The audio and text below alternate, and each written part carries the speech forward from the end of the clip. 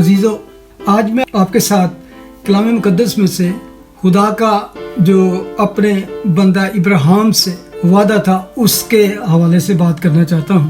تو آئے میرے ساتھ نکالیں کلام مقدس میں سے پیدائش کی کتاب، اس کا 15واں باب۔ حالانکہ ہم پڑھیں گے کہ خدا نے ابراہیم کو جب بلایا تو اس کے ساتھ کس طرح کا عہد ہے۔ یہ چیپٹر 15 یہ وہ عہد ہے جس کا آغاز تو چیپٹر 12 سے ہوا تھا، 12ویں چیپٹر سے۔ لیکن آپ دیکھیں گے کہ نہ صرف ابراہیم سے خداوند بار بار اس وعدے کو دہراتا ہے، بار بار یاد دہانی کراتا ہے، بلکہ اس کے بعد اسحاق، پھر اسحاق کے بعد یعقوب، اور یعقوب کے بعد اس کے بیٹوں یوسف اور اس کے سارے 12 بیٹوں کو یاد دلاتا رہا۔ تو کس طرح خدا اپنے وعدے کو قائم رکھتا ہے۔ تو آئیں چند آیتیں پڑھیں گے تو پھر آگے چلیں گے۔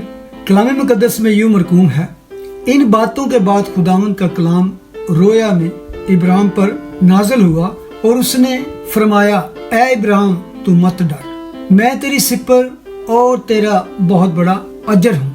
ابراہیم نے کہا، اے خداوند خدا تو مجھے کیا دے گا، کیونکہ میں تو بے اولاد جاتا ہوں اور میرے گھر کا مختار دمشقی الیعزر ہے۔ پھر ابراہیم نے کہا، دیکھ تو نے مجھے کوئی اولاد نہیں دی، اور دیکھ میرا خانہ زاد میرا وارث ہوگا۔ اب جب ہم اس چیپٹر کو پڑھتے ہیں تو پہلی آیت میں جب ہم اس بات کا ذکر پڑھتے ہیں، ان باتوں کے بعد، تو اس کا مطلب ہے it's link to the previous chapter, جو پچھلا چیپٹر اس کے ساتھ کوئی تعلق ہے، کہ سم تھنگ ہیپن، کہ کچھ نہ کچھ ایسا بات ہوئی پچھلے چیپٹر میں، تو اس کا ذکر کرتے ہوئے کہ ان باتوں کے بعد خداوند کا کلام ابراہیم پر نازل ہوا۔ اور خداوند کا جو کلام اس پر نازل ہوتا ہے تو 3 باتیں خداوند نے اس آیت میں کہی ہیں، تو مت ڈر، میں تیری سپر، اور تیسری بات تیرا بہت بڑا اجر ہوں۔ تو اس میں سب سے پہلا جو ورڈ ہے وہ ہے تو مت ڈر۔ اب کوئی بات ایسی تھی جس بات نے ابراہیم کو پریشان کر رکھا تھا، کوئی فکر تھی، کوئی ایسی بات کہ خدا نے اسے کہا کہ تو مت ڈر۔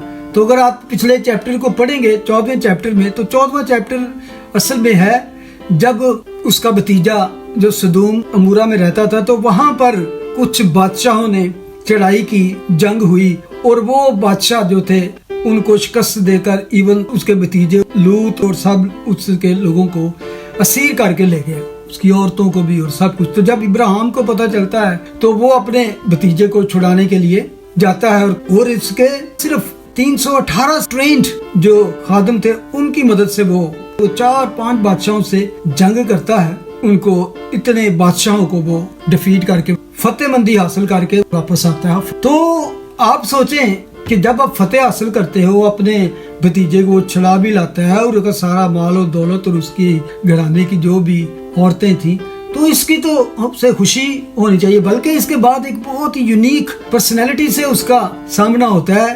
ملک صدق سالم کا بادشاہ اس کو ویلکم کرتا ہے، جو روٹی اور میں لے کے آتا ہے اور اس کو برکت دیتا ہے، یعنی کہ it was great wonderful event ہے۔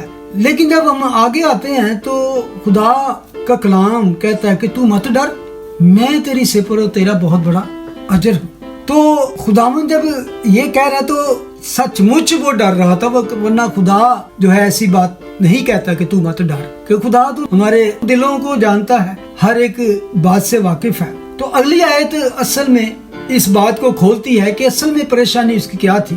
تو وہ کہتا ہے کہ اے خدا تو مجھے کیا دے گا، حالانکہ اس کے پاس مال و دولت اتنا بڑھ گیا تھا۔ آپ کو یاد ہے کہ پھر ایون اس کے بھتیجے کو بھی، لوط کو بھی اس سے جدا ہونا پڑا، لیکن یہاں سے بھی وہ بہت کچھ لوٹ کر لے کے آیا، بہت مال غنیمت سب کچھ، لیکن اس نے کہا مجھے کچھ نہیں چاہیے، اس میں سے مجھے کچھ نہیں چاہیے۔ اصل میں اس کے کیا تھا کہ میں اتنا کر کے کیا کروں گا، کیونکہ میری تو کوئی اولاد ہی نہیں، تو یہ بھی جو کچھ ہے وہ کیا ہوگا، اس دور کے جو رسم و رواج تھے اس کے مطابق کیا ہوگا کہ یہ میرا خادم جو ہے الیعزر وہ اس کا ہو جائے گا، کیونکہ میں تو بے اولاد ہوں۔ تو ورس 4 میں جب آتے ہیں تو پھر لکھا کہ خدا کا کلام اس پر نازل ہوا اور اس نے فرمایا یہ تیرا وارث نہ ہوگا، بلکہ جو تیرے صلب سے پیدا ہوگا وہی تیرا وارث ہوگا۔ جب خدا کے ساتھ وہ ہم کلام ہوتا ہے تو خدا کہتا ہے نو، جو تو سوچ رہا ہے ایسا نہیں ہوگا بلکہ وہ ہوگا جو 12ویں چیپٹر میں نے تیرے ساتھ وعدہ کیا تھا. بے شک اس وقت بھی وہ کافی بوڑھا ہو چکا ہے, کیونکہ ایون جب اس نے اپنا وطن چھوڑا اپنے, تو اس وقت بھی وہ 75 ایئرز 75 برس کا تھا. سارا اس سے 10 سال چھوٹی تھی. تو یہاں پر اس نے دیکھ لیا کہ میری جو حالت ہے فزیکلی طور پر, نہ تو میں اس قابل ہوں تو نہ ہی میری ایون بیوی اس قابل ہے, کیونکہ وہ اس عمر سے گزر چکی ہے. تو وہ اس بات سے پریشان تھا. تو خداوند اسے بہت ہی خوبصورت الفاظوں میں تسلی دیتے ہیں. ڈو ناٹ فیئر, تو مت ڈر. اور یہ وہ الفاظ ہیں جو نہ صرف ہم خدا سے دیکھتے ہیں بلکہ بعد میں ہم نیو ٹیسٹامنٹ میں جاتے ہیں تو خداوند یسوع مسیح بار بار اپنے شاگردوں کو یہ بات کرتے ہیں, فیئر ناٹ, ڈرو مت, ڈر مت. یہ ان کا فیورٹ ایک تسلی دینے کا طریقہ تھا. آگے چلنے سے پہلے میں جب یہ تینوں باتیں پڑھتا ہوں تو مجھے ایک کہانی یاد آتی ہے کہ بچپن میں ہم ایک ایسی کہانی سنا کرتے تھے کہ ایک بادشاہ تھا, تو اس نے اپنے خزانے نکالے, جتنی دولت تھی تو اس نے ایک میدان میں ساری اپنی دولت کو رکھ دیا اور اپنے لوگوں کو, اپنی رعایا کو اس نے کہا کہ آؤ اور جتنا جو کچھ کوئی اٹھا سکتا ہے لے کے جاؤ. تو جتنا بھی کوئی اٹھا سکا وہ آیا اور اس نے لے کے چلا گیا. وہ بہت امیر بادشاہ تھا, اس کے بعد بہت رچس تھی, سونا چاندی ہیرے جواہر سب کچھ تھے. لیکن ایک شخص جو تھا وہ جوان کھڑا ہوا ہے اور وہ کچھ نہیں لے رہا. سارے ایک ایک کر کے چلے گئے. تو بادشاہ نے کہا کہ بھی جوان تو کیوں نہیں کچھ لیتا, کیا تجھے اور کچھ چاہیے, یہ نہیں چاہیے, تو کیا چاہتا ہے, کیا کچھ میرا گھوڑا چاہیے یا میرا کچھ اور, کیا تجھے کیا چاہیے. تو اس نے کہا کہ مجھے تو چاہیے. بادشاہ بڑا حیران ہوا, کہتا میں چاہیے, یار میرا سارا کچھ تو یہ سامنے رکھ دیا, تجھے کیا چاہیے. اس نے کہا تو چاہیے. تو کہتا لے لے. اس نے آ کے اس کو ایسے پکڑ لیا, حق کر لیا. تو اس نے کہا تو بس یہی کرنا چاہتا ہے. کہتا جب تو میرا ہوگا تو تیرا سب کچھ میرا ہوگا. تو مجھے جب یہ پڑھتا ہوں کہ میں تیرا بہت بڑا اجر ہوں, I am your exceedingly great reward. ہم تو یہ پڑھتے ہیں نا کہ اگر خدا میرے ساتھ ہے, وہ کہتا ہے ساتھ ہی نہیں میں ہے ہی تیرا. I belong to you. I am your great reward. Great reward.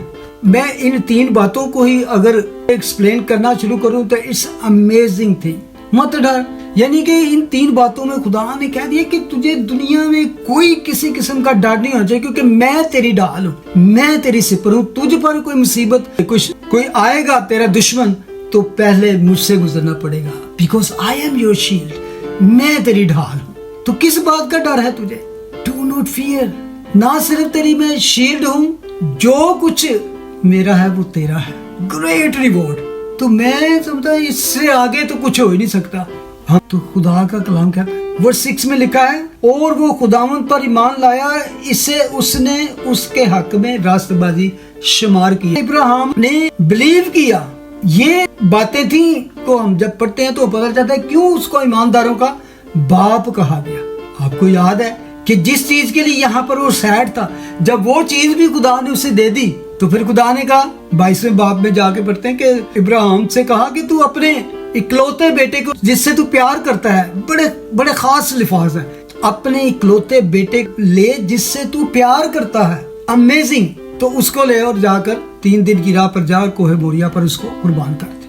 تو وہاں بھی یہ بات ہم سوچتے ہیں کہ یہ کیا خدا نے اس سے ڈیمانڈ کر دی. امیزنگ. کیا ہوا؟ اور وہاں بھی دیکھتے ہیں کہ ابراہیم گھبرایا نہیں, یہ نہیں سوچا نہیں.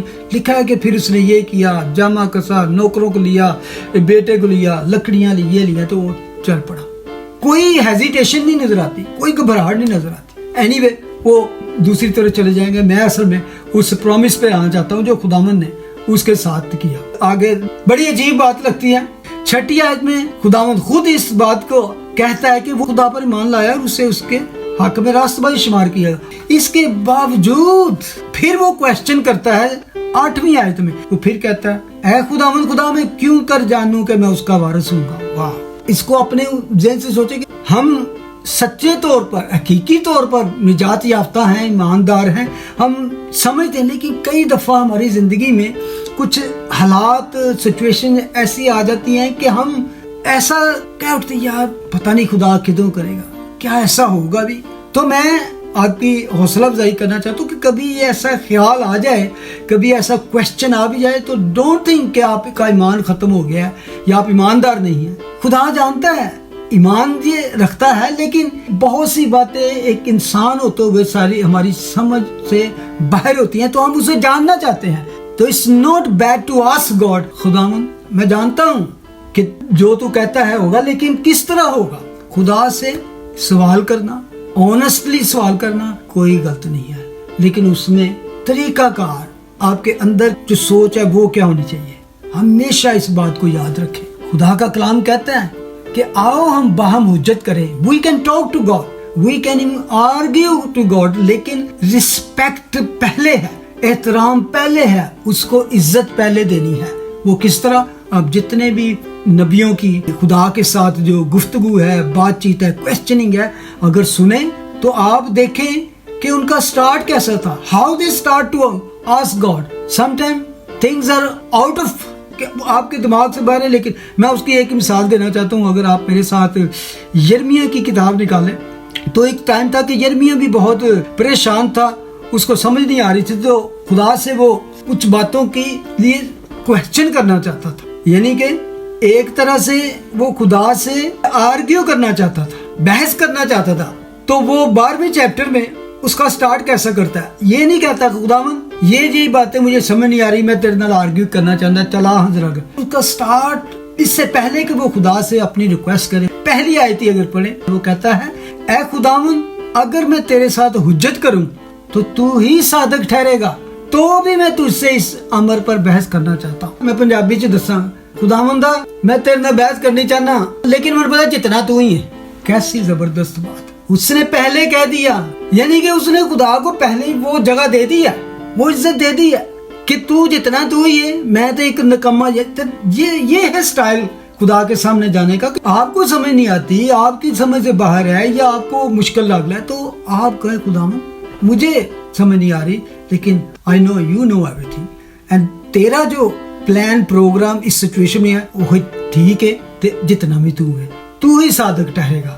پھر وہ آگے وہ سوال کرتا ہے کہ شریر اپنی روش میں کیوں کامیاب ہوتے ہیں اور دغا باز. یعنی کہ خدا سے وہ بحث کرتا ہے کہ شریر اور دغا باز کیوں کامیاب ہوتے ہیں اس طرح. تو خداوند پھر بڑی خوبصورتی سے اس کو جواب دیتے ہیں. خداوند میں پیرافریز کرتا ہوں، خداوند کہتا ہے کہ میں نے تو ابھی تمہیں پیدلوں کے ساتھ رکھا ہے، تو جے میں تینوں گھڑ سواروں کے ساتھ تیری دوڑ کراؤں تو پھر کی ہوئے گا تیرا. ابھی تو تمہیں شہر میں رکھا ہے، تینوں جنگل چ لے جائے گا، پھر کی تیرا ہو جائے گا. یعنی کہ خداوند کہتا ہے اس سخت حالت سے پھر بھی میں نے تمہیں بچایا ہوگا. جس حالت میں ہو یہ تیرے لیے اس وقت بہتر ہے، لیکن ڈاؤن دا روڈ تو کامیاب ہوگا، سرفراز ہوگا. اینی وے یہ ایک مثال تھی. واپس آئیں جو ہم اس عہد کی طرف چلتے ہیں. 5ویں آیت، اور وہ اس کو باہر لے گیا اور کہا کہ اب آسمان کی طرف نگاہ کر، اور اگر تو ستاروں کو گن سکتا ہے تو گن. اور اس سے کہا کہ تیری اولاد ایسی ہی ہوگی. جب میں نے یہ پڑھا کہ ستاروں کو گن سکتا ہے تو گن کہ تیری اولاد ایسی ہی ہوگی،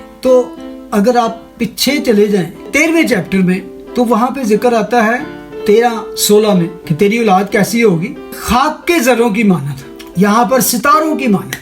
تو اس میں عزیزو جو بہت ہی خوبصورت بات کی گئی ہے.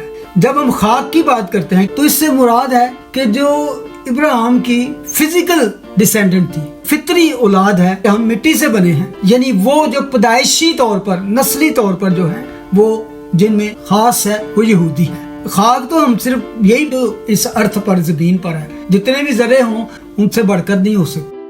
تو ستارے، آسمان، جو کائنات ہے، جو گلیکسیز ہیں، تو جب ستاروں کی بات کی جا رہی ہے بے شمار جو گن نہیں سکتا، تو وہ ہے روحانی نسل اس کی، جس میں غیر قومیں میں اور آپ بھی شامل ہیں اور یہودی بھی شامل ہیں. تو اس کو کبھی بھی کانٹریڈکشن نہ سمجھے کہ ادھر خاک کہا ہے تو ادھر ستارے کہا ہے.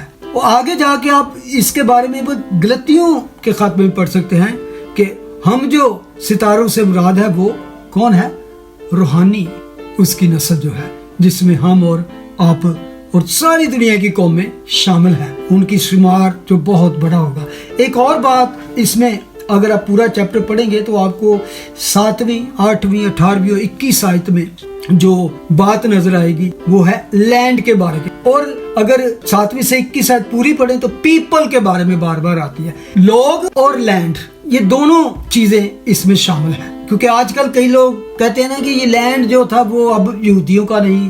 خدا کے وعدے لا تبدیل ہیں, اس میں کبھی کوئی چینج نہیں ہوتی. اور خدا نے جو ابراہیم سے وعدہ کیا, اس نے جب اس کو کہا کہ یہ ساری زمین جو ہے جو تو دیکھ رہا ہے میں تیری اور تیری نسل کو دوں گا, جب اس نے کہا نا کہ میں کیوں کر جانوں کہ میں اس کا وارث ہوں گا, تو پھر خدا اسے ایک بڑا ہی عجیب بات کہتا ہے. خداوند پھر اس کو ایک بہت ہی عجیب و غریب نشانات اور علامت وہاں پہ ظاہر بات کہتا ہے. اس نے اسے کہا کہ میرے لیے 3 برس کی ایک بچیا, 3 برس کی ایک بکری اور 3 برس کا ایک مینڈا, ایک کمری اور ایک کبوتر کا بچہ ہے. 10ویں آیت میں لکھا ہے اس نے ان سبوں کو لیا اور ان کو بیچ سے 2 ٹکڑے کیا اور ہر ٹکڑے کو اس کے ساتھ کے دوسرے ٹکڑے کے مقابل رکھا, مگر پرندوں کے ٹکڑے نہ کیے. اصل میں اگر آپ ان ساری جو قربانیوں کا ذکر یہاں پہ آیا, کن کن جانوروں پرندوں کا دینا, یہ سارے آپ احبار کی کتاب میں جا کے پڑھتے ہیں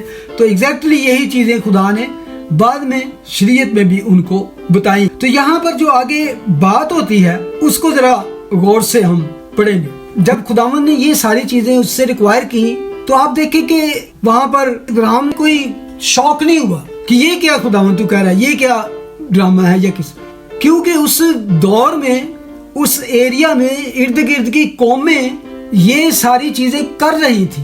وہاں کے بادشاہ یا سردار تھے, جب ایک دوسرے کے ساتھ عہد باندھتے, کوننٹ باندھتے, تو یہ چیزیں کی جاتی تھی. یہ ایک عہد باندھنے کا ایک دوسرے کے ساتھ یہ طریقہ کار تھا, اور ابراہیم اس بات کو بخوبی جانتا تھا, اور خدا بھی اس کو اس طریقے سے سمجھانا چاہ رہا تھا جو اس کی سمجھ میں آئے, نہ کہ اس کو وہ اسپرچول وہ خوبیاں باتیں بتانا چاہتا تھا جو اس کی سمجھ سے باہر.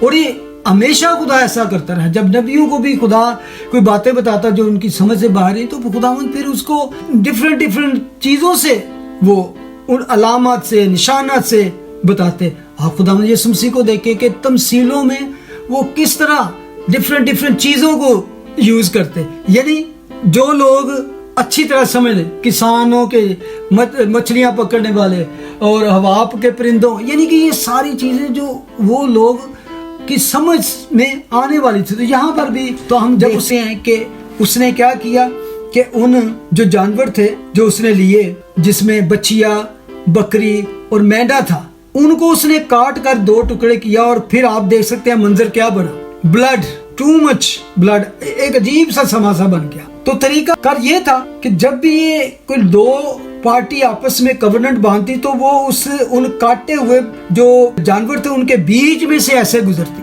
اس کا مطلب کیا تھا کہ اگر ہم میں سے کوئی اس عہد کو توڑے, یہ جو حشر ان جانوروں کا ہوا تو اس کا بھی حشر ایسا ہی ہوگا. That person will die, وہ مرے گا, اس کو ایسے ہی کاٹا جائے گا. یعنی کہ اتنا یہ عہد باندھنے کا یہ اس ٹائم میں دستور تھا. پھر کیا ہوا, تب شکاری پرندے ان ٹکڑوں پر جھپٹنے لگے, پر ابراہیم ان کو ہنکاتا رہا. اب وہ جواب کا ویٹ کر رہا تھا, میں نے یہ تو کر دیا جو خدا نے کہا. اب وہ جب انتظار کر رہا ہے تو لکھا ہے شکاری پرندے جھپٹنے لگے, اور ان کو وہ سارا کورننٹ, جو سارا رسم و رواج کمپلیٹ نہیں ہوئے تھے, تو اس لیے وہ کہہ رہا تھا کہ ان کو پرندے نہ آ کے کھا جائیں یا وہ بگاڑ نہ دیں مسئلہ. اب وہ ابھی تک ویٹ کر رہا ہے اس آنسر کا جو خدا اس طریقے سے اسے دینا چاہ رہا ہے. یعنی کہ خدا کیا کہنا چاہ رہا ہے, خدا کیا چاہ رہا ہے. تو لکھا ہے 12ویں آیت میں بڑی عجیب سی بات, سورج ڈوبتے وقت ابراہیم پر گہری نیند غالب ہوئی, اور دیکھو ایک بڑی ہولناک تاریکی اس پر چھا گئی. اب ابراہیم جو ہے ہوش میں نہیں ہے یہاں پر, یعنی کہ اس پر ایسی گہری نیند غالب ہوئی کہ اس کو ایک ویژن میں خدا لے گیا. اب یہاں پر بڑی ہولناک تاریکی میں جو خدا نے اس کو فیوچر دکھایا اس کا. یعنی کہ کبھی کبھی وہ باتیں جو ہم نہیں سمجھ رہے ہوتے تو خدا سے ریکوائر کرتے ہیں, تو ہمیں ایسے لگتا ہے کہ ابھی ہمیں جواب مل جائے گا, لیکن کچھ باتیں ہیں کہ فیوچر کے لیے ہے, ہم اس کو سمجھ نہیں سکتے. یہاں پر آپ ذرا غور کرنا کہ کس طرح خدا نے اسے سمجھایا. 13ویں آیت میں لکھا ہے, اور اس نے ابراہیم سے کہا یقین جان کے تیری نسل کے لوگ ایسے ملک میں جو ان کا نہیں پردیسی ہوں گے, اور وہاں کے لوگوں کی غلامی کریں گے, اور وہ 400 बरस तक उनको दुख देंगे। अब खुदावंद उसको एक विजन दे रहा है जिसमें सदियों का प्रोग्राम उसे बता रहा है, सदियों का प्रोग्राम है जिसे वो समझने से उस वक्त कासर है कि जो तू जानना चाहता है उसमें बहुत लंबा अरसा लगेगा। जो मैंने तुझसे वादा किया है, तेरी नस्ल, तेरी औलाद, और उसमें बादशाह पैदा होंगे, उससे उम्रा पैदा होंगे, ये इट्स नॉट 2-4 वर्षों 10 वर्षों में होगा। अब आगे क्या है, लेकिन मैं उस कौम की अदालत करूंगा जिसकी वो गुलामी करेंगे और बाद में वो बड़ी दौलत लेकर वहां से निकल आएंगे, लेकिन ये तेरी उम्र में नहीं होगा और तू सही सलामत अपने बाप दादा से जा मिलेगा, नहायत पीरी में दफन होगा और वो चौथी पुष्ट में यहाँ लौट आएंगे, क्योंकि अमूरियों के गुनाह अब तक पूरे नहीं हुए। अब खुदा ने एक तरह से उसको 400 वर्षों का जो प्रोफेसी थी विजन दे दिया, लेकिन जब खुदा ने ये कहा ना वो गुलामी में दुख सहेंगे, लेकिन खुदा कहता है लेकिन तू उस गुलामी में नहीं जाएगा, तू बड़े सुकून से अपनी उम्र पूरी करके अपने बाप दादा से जा मिलेगा। 17वीं आयत, और जब सूरज डूबा अंधेरा छा गया तो एक तंदूर जिसमें धुआं उठता था दिखाई दिया और एक जलती मशल उन टुकड़ों के बीच में से होकर गुजरी। वो पॉइंट के उसमें से जलती मशल जो थी वो खुदा उस लाइट के जरिए गुजरा, उसने इब्राहिम को गुजरने नहीं दिया। खुदा ने जब ये वादा किया वो गैर मशरूत अनकंडीशनल वादा इसलिए था कि खुदा खुद उसमें गुजरा था, उसने उसको गुजरने नहीं दिया। वो जानता है कि इब्राहिम बार बार गुनाह करेगा, इसराइल कौम बार बार गुनाह करेगी, वो बेवफा होंगे, वो वादा तोड़ेंगे, लेकिन मैं नहीं तोड़ूंगा।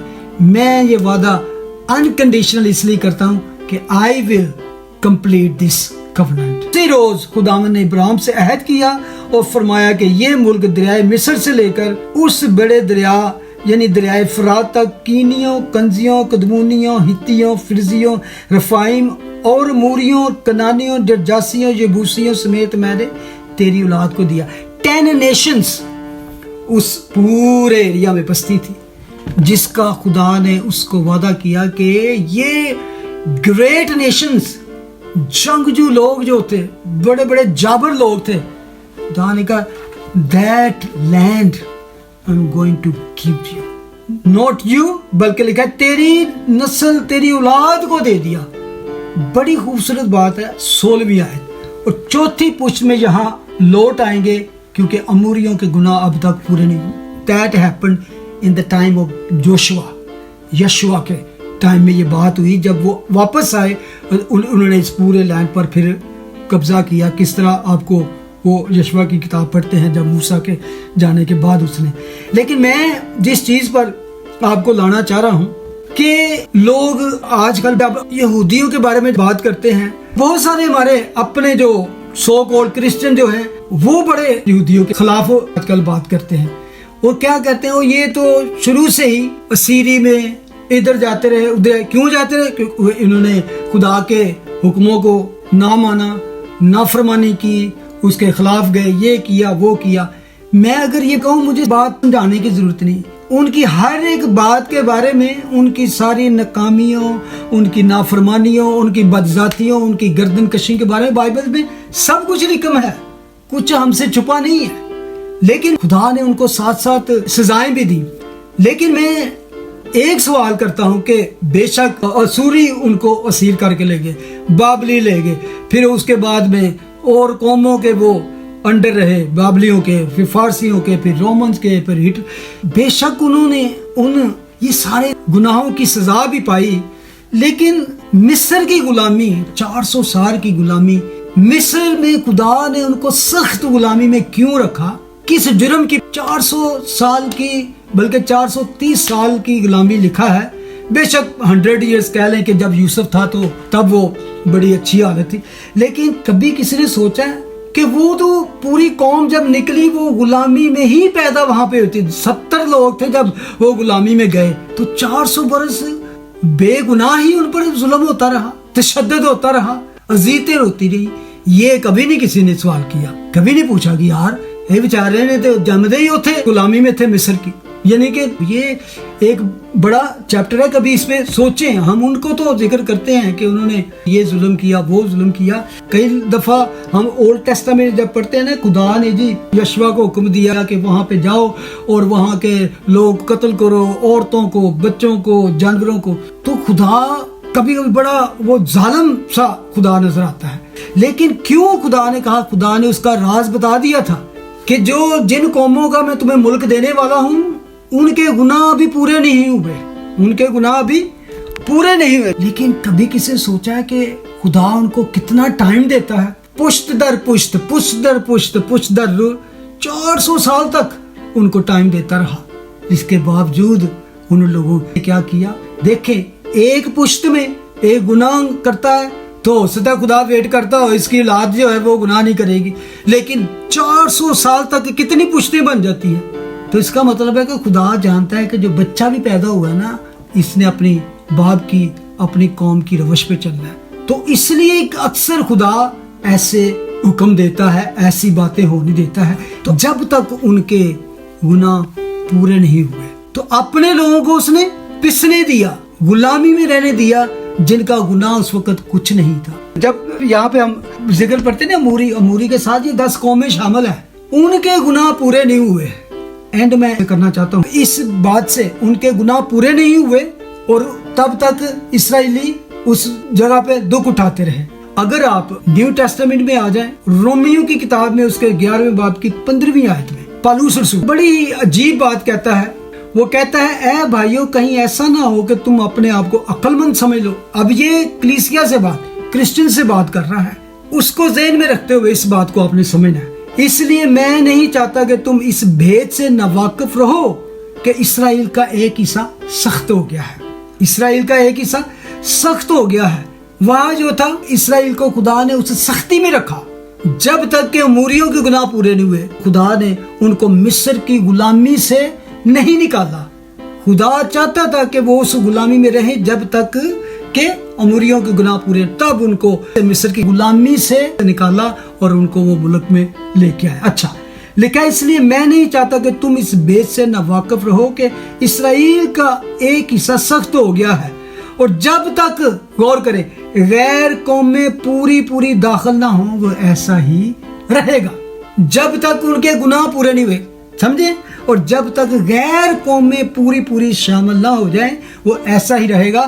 اور اس صورت سے تمام اسرائیل نجات پائے گا. چنانچہ لکھا ہے کہ چنانے والا سیون سے نکلے گا اور بے دینی کو یعقوب سے دفع کرے گا. عزیزو, اگر اس وقت اسرائیل اس سختی میں 2000 سال سے ہے یا کس, لیکن time is coming very soon کہ خدا نے جو ابراہیم سے جو وعدہ کیا, انکنڈیشنل کووننٹ, غیر مشروط جو عہد کیا تھا, وہ پورا لفظ بہ لفظ پورا ہوگا. خدا نے ابھی تک ان کو روکا ہوا ہے جب تک غیر قومیں پوری کی پوری نجات حاصل نہ کرے. جب وہ ان کا دروازہ فضل کا بند ہو جائے گا تو وہ فضل جو ہوگا, فضل اور روح کی برسات ہوگی ان پر, پوری کی پوری قوم. اس کے بارے میں آپ جا کے زکریا ایک بات 8 میں پڑھتے ہیں کہ جب وہ اس کو دیکھیں گے اور اس کے لیے اس طرح ماتم کریں گے جس طرح وہ اپنے اکلوتے بیٹے کے لیے کرتا ہے. تو آج بھی اسرائیل جو ہے خدا کے اس وعدے میں موجود ہے. خدا نے جب یہ وعدہ کیا, وہ جانتا ہے کہ اسرائیل قوم بار بار گناہ کرے گی, وہ بے وفا ہوں گے, وہ وعدہ توڑیں گے, لیکن میں نہیں توڑوں گا. میں یہ وعدہ انکنڈیشنل اس لیے کرتا ہوں کہ I will complete this covenant.